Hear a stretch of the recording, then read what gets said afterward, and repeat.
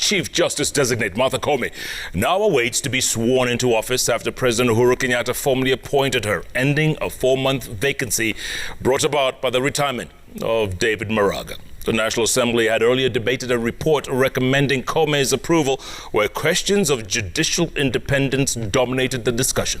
Sam Gituku now looks into the in-tray for the first female Chief Justice at a time a section of the political class has been jolted by a High Court judgment nullifying the BBI process that spelled doom for BBI-inspired constitutional reforms. Take a look. The Gazette notice by President Kenyatta appointing Lady Justice Martha Koome ends a race that has lasted at least 1 month since the lady judge defended her candidature before the Judicial Service Commission. A series of events followed her path, including approval hearing by a parliamentary committee last week. Honourable Speaker, I rise to support the report of the committee. The Justice and Legal Affairs Committee reporting to the National Assembly Wednesday morning that it was satisfied with the process of picking Koome and that she is fit for the job. And as the people's representatives debated her approval, MPs were concerned with the independence of the judiciary, some accusing it of abusing the principle a week after a 5-judge bench nullified the BBI process that gave rise to the Constitutional Amendment Bill 2020. We can see a situation where we are getting into what is called judicial capture or what is called judicial activism, all under the aegis of independence of judiciary.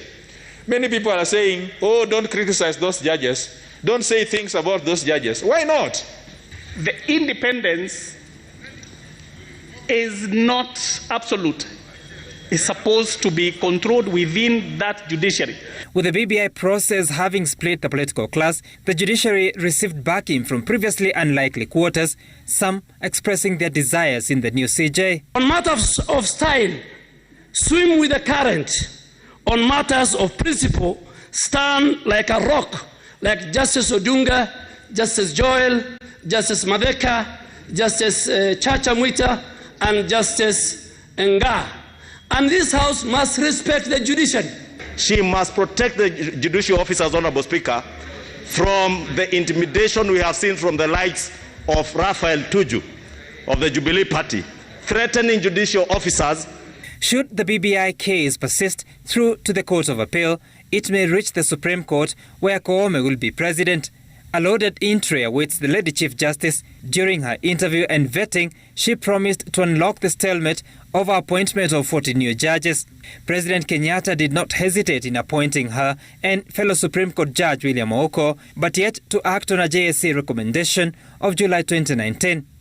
A test on her promise awaiting. I will pick up a phone and fix an appointment with the appointing authority, and we find out where the problem is, resolve it, and get the judges in office. She will now lead a judiciary that has over the past few years been constrained of resources, a judiciary fund never operationalized 10 years since conception in law, with the political class domiciled in the executive and legislature, displeased with the conduct of the judiciary, especially on judgments and rulings in matters of political interest. I hope that Lady Justice Martha Koome would take it as part of continuing the reform that was started by Justice Mutunga, the reforms by Justice Maraga, and now consolidated for the common good, so that it's not people just trying to get even, revisiting one another, but now looking at the Kenyan people and where the judiciary should be.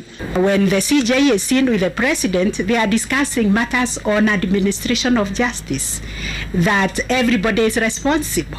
It's not a beauty contest who serves Kenya better. It's in the executive, the judiciary.